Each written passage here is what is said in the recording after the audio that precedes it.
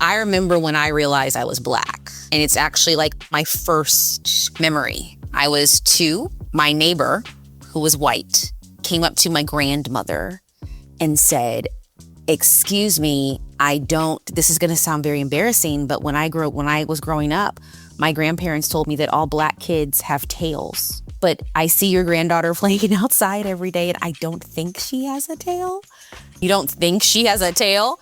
And the fact that like that is a core memory, I would argue like the first memory that I have as a human is this white woman asking my grandmother if I have a tail.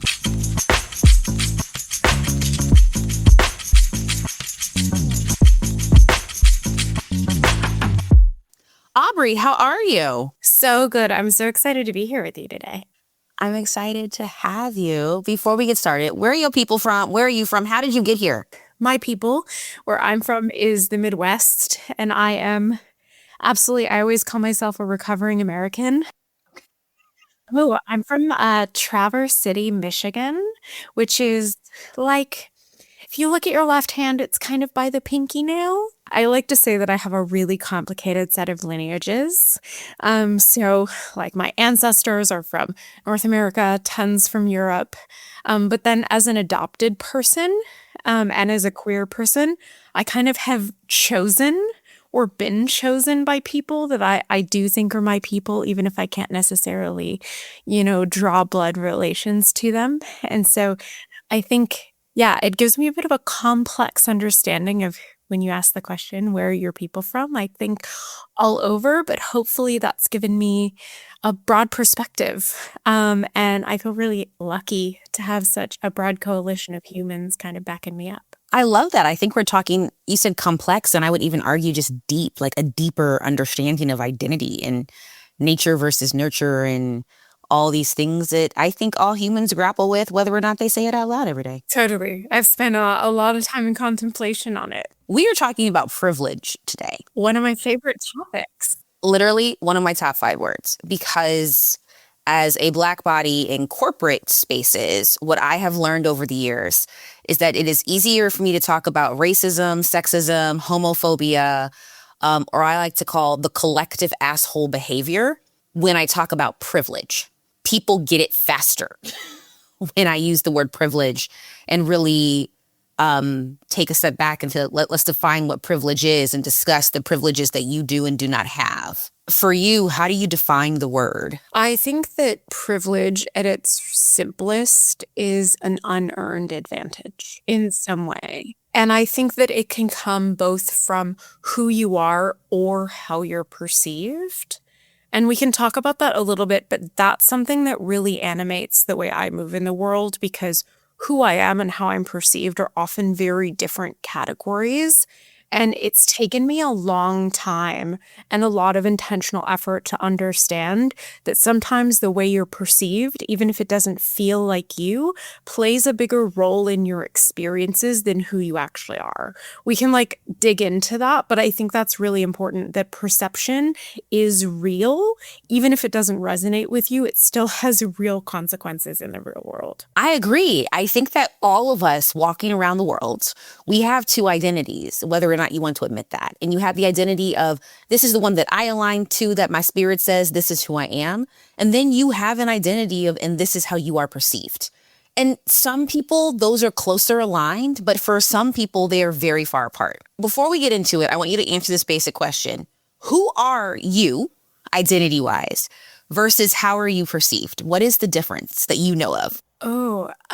So I'll start with, I am a relentless optimist, but I think I come across to a lot of people as a cynic. And that's because I critique the status quo and what you called kind of general assholery a lot.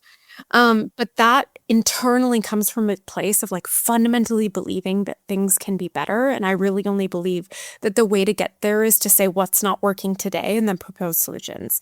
So that's kind of one. But also, in terms of my identities, I'm an adopted person whose biological family heritage is a mix of European and Mexican American. But I think for folks who are watching this can see that I look straight up white as white gets. I'm disabled. So I'm bipolar and ADHD. But you can't tell that from looking at me. And then I'm queer, and outside of my like pink hair and tattoos, like it'd be easy to assume that I'm not. Okay.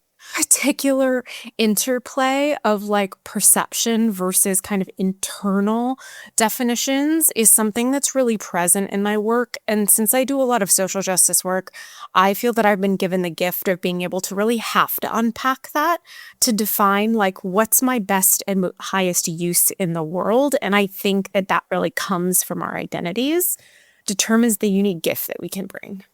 So tell me maybe a core memory of when little Aubrey started recognizing that you needed to start doing this work.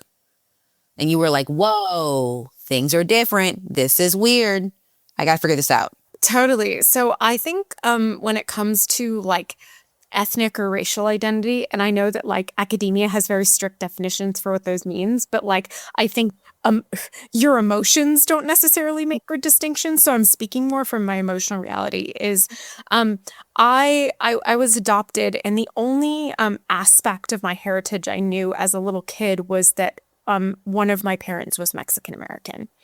And so that played a really big role in like my formation of who I was. And because I, grew up in a family and a school and a community where that wasn't like a dominant or present community, I felt very alone and isolated. And I didn't think I could talk to anyone about it. Like I didn't know what it meant. I had no cultural content to relate to. But something that happened when I went to college, so I went to college just outside Chicago, is I figured out really quickly that the world didn't perceive me that way. So I, as a kid, had been very in my own head about my identity. And I started to see that those things weren't seen by others. And through exposure to a broader set of people, mostly people of color who I made friends with through different clubs and things like that, I started to see my white privilege in a really stark way. But early in my adulthood, I didn't really get it. I was like, but I have this heritage. And it wasn't until I was in grad school that I was able to hold, I have this internal identity that has nothing to do with the way people perceive me unless the privileges and advantages that the world confers on me. And so it took a lot of kind of time sitting alone and in dialogue with very patient, loving, kind people to unpack that and kind of develop my own theory of activism or usefulness based on that. But I share that it's a little vulnerable. There's definitely people who are going to critique it, but I think it's talking to folks who have kind of done that journey of unpacking their own white privilege, whether they have heritage like mine or are kind of purely European. It's something that I don't see a lot of dialogue about the emotional process of doing that and the necessity of the complexity of that work. And so I think that's why I talk about it, is I hope it's a bit inspiring to folks to see that like you can unpack this and you can be super useful to the world if you do. I think the lesson is brilliant. And I think that what you unpacked and are probably still unpacking, because identity is not a finite thing, right? It changes every day and evolves every day, is so powerful, because not just a person like you who was an adoptee into this situation, right? But imagine white perceived, and you are living with the parents that made you, and one of them is white. So imagine mixed kids and they just look more white than the parent that is not white and what they have to navigate. I remember when I was in college, there was this guy who was fantastic, whose parents were both mixed, half white, half black. He, from a phenotype perspective, definitely appeared more white, and he had dreadlocks. And looking back on it, I think that the dreadlocks was his statement of this blackness that he had, which he DNA-wise had. But imagine every single person who he met who did not know all of this about him. And for the record, no one has to tell you their whole blood ethnic line. It's like, hello, my name is Susie, and then here is my DNA, right? That's not usual. But we used to have a conversation where he was like, yeah, every time that I meet a new black person, I feel obligated to explain the bloodline so they don't get mad about my hair. And in my head, I was like, that just sounds exhausting. I get it though, because Lord knows you need to explain it to me. Okay. But that also sounds extremely exhausting. So just the layers of that, it's a lot. Totally. And I think, my best friend is also mixed, and she's one has one Black parent and one white parent, but she definitely is perceived as a Black woman, like lighter skin, but like you would have no question about that. But like I'm lucky to have great conversations with her, but I think for folks who have an internal identity that's one thing and then have an external perception that's another, we do kind of have to do this dance, and you have to make kind of a decision about which thing is more exhausting, constantly explaining yourself or constantly being misperceived or misperceived as something you don't feel you are. Because the fact is, exhaustion is going to be a fact of living between categories like that. Like, you don't get to opt out of the exhaustion. And so I am guessing that this person decided that having people see me for who I see myself as, even if I have to explain it, is less exhausting than constantly being excluded from something. And so I share that because while I have a different story, I can relate to that calculus that you have to do. And I've landed in different places, different answers to that question at different points in my life. Tell me more. So when you were first going through this journey, where did you land in that question? When you had those friends who were like, sis, we love you, sit down. Let's explain something to you real quick. Where did you sit in that? Like, I think you know that in any community, there's identity gatekeeping. And when you're like invisibly disabled and bisexual and have this complicated like ethnic heritage, like I just felt so constantly misperceived that it was a part of my like desire to be seen for who I saw myself as, that I talked a lot more about my identity. I used labels for myself constantly in ways that I now see was a part or a reaction to my own insecurity and experience with gatekeeping. So as I've gotten older and maybe had more time to think and built more of a community who kind of loves and supports and doesn't gatekeep me, it has actually become less important to me or less hurtful that people misperceive me. And so I've just shifted my behavior based on a change in my own reality when it comes to that. But I think the outcome of that I think has been really healthy for me is the more secure I become in the complexity of my identity and the more comfortable I am with being mislabeled or misperceived, the more I'm able to actually really metabolize my privilege and how it operates and thus use it more effectively. Like, I'm just less defensive and fragile. And I think that ultimately gets me closer to being the kind of person I intend to be. But that's been a really hard, long slog to get there. Tell me about some of the difficult moments in that journey. It also sounds like the more you became secure with just Aubrey and all of the layers of Aubrey, the more you almost kind of looked into yourself and said, I'm cool because I know who I am, and that is beautiful.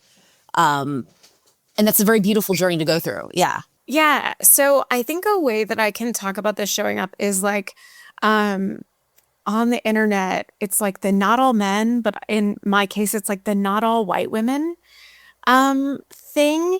And like I can so relate to everyone on the internet who constantly, especially wants to tell Black women when they speak truth about something, that it's like, well, not all white women. And I understand that because I have like had that emotional response. And a journey that I've gone through with that particular response is I used to have it really strongly. I was like, oh, but not me. And as I got more secure in myself and my face, I went from defending myself against associations with that to asking the question, but what if it were me? Like, so as I got more secure, I was able to hold the complexity that my privilege might create gaps in my knowledge that open me up to the potential for harm, even when I don't mean to. And so now I have more space and capacity to and it's usually Black women, right? Because they're the most educated on this topic. on the internet are saying like, oh, this thing about white women, I'm able to look at it and go, could that apply to me? And if it did, what would I do differently? So like that defensiveness isn't my gut reaction anymore. And so instead of trying to like define myself on one side of the line, actually embracing the complexity has made me less defensive and therefore more open to learning and growing. And therefore, I think like actually being better. Although there's a requirement here in that process that you should never assume that you don't have the potential for harm. So my like baseline is I can assume I could be being shitty. And if I'm always open to that possibility, it actually becomes a lot easier to not be. That's fantastic. I've never had someone explain it to me like that. But yeah, if you walk in the room, like I could be causing harm to at least someone in this room, it definitely opens up the conversation of, am I causing harm? Let me triple check that. But also, how am I learning not to cause harm in this moment? Totally. And I think a part of that for me has been, I am really lucky to have an incredibly diverse community and like group of friends where we have genuinely like deep, caring relationships who also I completely trust every single one of them to check me if I am being shitty. And that has taken years of trust building because, again, I am probably usually the most privileged of that group. And so I consider it a huge win as a human being to have built relationships where someone who on some paper level is like less privileged than me, I absolutely know would speak truth to me if I needed to hear it. Girl, I tell people all the time, as a dark-skinned Black woman, I tell people all the time, I'm like, I have been required to have diverse groups of people in my life, even when I didn't want to, even when those groups of people were violent or unsafe, right? Even when I didn't have the language to describe safety or violence, but at 5, 6 years old, being the only Black kid at a white school, like my body knowing like, yo, something's up, right? I also tell people that are white that one of the issues that they have when they come to me about diversity or lack thereof is I'm like, you don't have people in your personal life that aren't white. And it would be interesting if you sought those relationships. So when was it you actively trying to find just a diverse, dope set of people? Or did this just naturally happen? And it sounds like it started possibly in Chicago, which is a very metropolitan city. And like everybody and their mom, dog, and cat live in Chicago. Like you gonna find diversity for days. But like, was that an intentional decision for you? I think not at first, and then it became intentional. And so like a bit of a digression, but I swear I'll come back to your question. No, please. Yes. I was raised by parents who had a very particular set of values. So I was adopted into a family that was very economically secure. But my parents came from lower socioeconomic backgrounds. And so the values that I was taught were probably more aligned to this very communitarian like set of values. And so I went to college at Northwestern, which is like, I put elite in quotes, but like it's considered an elite institution. And a lot of the students who I had like things economically in common with, I didn't actually socially or values-wise understand or get along with. And so we're different people. Like I just didn't get it. Like the example, and this is a thing that I like, it's still really upsetting to me, is I had a classmate who was so angry that she didn't get into Harvard and Yale. And like my personal ethic was like, I know there's so many people who are just as qualified as me to be at this school that didn't get in. And so I need to work as hard as possible to like pay respect for this opportunity that I have. Like I had this intense gratitude for the opportunity that there was a set of my privileged classmates they just didn't seem to have. And that was really upsetting to me. And I had a hard time relating to them. And so the types of people who I spent my time around and who I formed friendships had value sets that were closer to mine, and they just happened to be much more diverse, you know, than like the kind of median student at the school. And so it was more just like, who did I like and who like made sense to me, and that tended to be people of color or queer people, or a lot of people that I hung out with, their parents were immigrants, for example. And that wasn't exactly my experience, but there was something about our values that just gelled a bit better. And then as I moved to San Francisco and I was used to that, I intentionally worked to build that community again. But I never went in being like, I need to have an Asian friend, I need to have a queer friend, I need to have a Black friend. I looked for people who shared my values, and that predominantly didn't feel like it was really privileged straight white folks. That's not to say I don't have friends who fit that description. I do, but that's not the majority of like my personal friend group in the US. Australia is a bit different. The makeup of the country is a bit different. It was somewhat organic, but I also just have a strong belief that like I need to have friendships across difference because it makes me the kind of person that I want to be. With this chosen family, right? From all over the world and the ethos that supports you and uplifts you. How do you then take these values and these lessons around privilege and educate other people who need a multi-generational class on it? Bless their hearts. Yeah. How are you reaching across, girl, and being like, let me educate you, because how you moving and twerking is not going to work. Totally. I think it starts with building a relationship with someone, so starting from a point of commonality. And it's not like, hey, we're both white. Like that doesn't work. But I've never seen that work. Maybe someone other than me has been effective at that. But I think it's about like really showing up with someone and building an authentic relationship so that they feel humanized by you. And then step 2 is actually sharing your own journey. So I think that's why I put so much effort into unpacking this, because I want to help other people.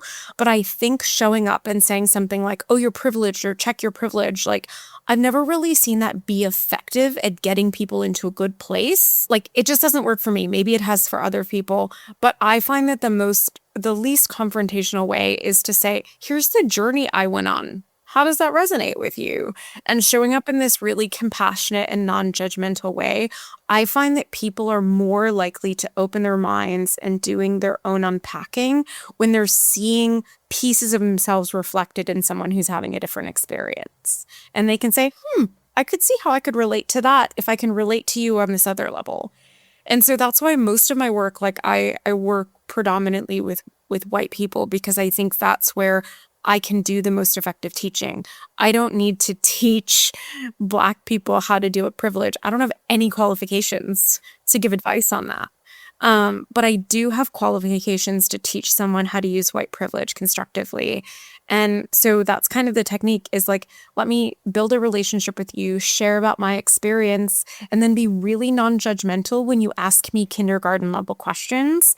Because if we don't get kindergarten passed, you're not going to pass first, second, third grade. And I think a lot of people start at grad school and it's just not accessible and it doesn't work. So what are some real-time tips and tricks that you could give people right now that are very much on the lines of check your privilege? What are some tips and tricks that you can easily check your privilege in real time, maybe without having these very intense vulnerability and like shifting of who you are journeys, which take years to do? I usually start, because in so many ways, like privilege is often just an absence of friction. So like things are just easier to do. And so the first question that I always ask someone is, when did you find out you were white? There's no right answer. It's just whatever happened to you. And I have an answer to that. But I think usually it's like 15 or 20, or it's not 4. And usually, unless someone grew up in a really kind of multi-ethnic thing, so you say, interesting. Why do you think that was when? Like, what experience taught you that? And so you start from this, like, just tell me about your life. Do you think that's common? Do you think people from other ethnicities like learn around that age, or is it younger or older? And so don't start from trying to prove someone right or wrong. Just help them examine their own experiences. Because, right, like, I think then you get into like explaining to white people when Black parents have the talk with their kids and things like that, and the way that does not happen at 15. But starting from that place of tell me about you, let me help you examine your own experiences, and then I can perhaps gently share with you the way someone else's experience might be different. Why do you think that difference might exist? What might that tell us about the world? And so I really believe that asking the right questions and letting people make their own discoveries actually moves them along that journey faster than trying to teach someone. Let someone teach themselves through your gentle and compassionate questioning. So, Miss Aubrey, when did you find out you were white? Oh, it was in college. I feel like you know exactly what happened. What was this awakening for you? So basically, there was someone that I was going to college with who got approached by the Hispanic student sorority alliance thing like that. And I was with them and they didn't talk to me. And I was so internally, I was Midwestern, so I wasn't going to cause a scene. We don't do that. We're passive aggressive. We're not aggressive. And I was like, well, why wouldn't they know that I was Mexican? And I had a couple of conversations later where someone was like, do you know what you look like? And it sounds so embarrassing and ridiculous to tell that story, because for someone who understands that phenotype determines how you're perceived, it is less than kindergarten level insight. I get that. It is so basic. But because of the particular contours of my life, I just didn't learn that lesson until that moment. I think that it's important to name that and share that. One, people are welcome to clown on me. It's ridiculous. But there are a lot of people who have that same experience. They literally don't get it. And I think it's important, to give you the nerdy academic analytical thing, is whiteness perpetuates itself by creating that experience for people. We know from theory that whiteness is the default or the absence. It means that people don't have conscious perception of it. And so I see that experience as the system working as it is intended to work to hide that information from my consciousness. And so I just that's for the folks who know the theory. But for me, there's probably some folks who are oh yeah, I remember when that label applied. And there's a lot of people for whom the first time that label applies, it feels bad. You're how dare you call me that? As if a descriptive label is an offensive thing. I remember when I realized I was Black. And it's actually my first memory.